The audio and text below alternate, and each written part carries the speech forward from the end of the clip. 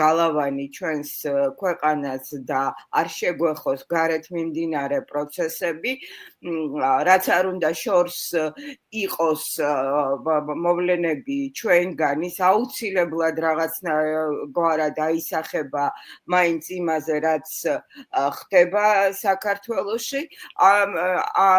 ამიტომ მოდით ყველაზე მნიშვნელოვანი ალბათ არის ჩინეთში გამართული შეხვედრა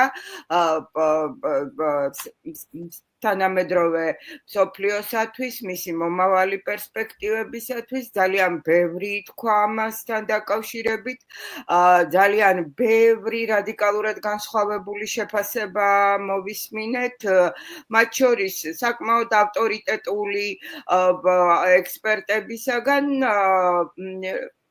როგორც ქვეყნის შიგნით, ასევე გარეთ და მე შევეცდები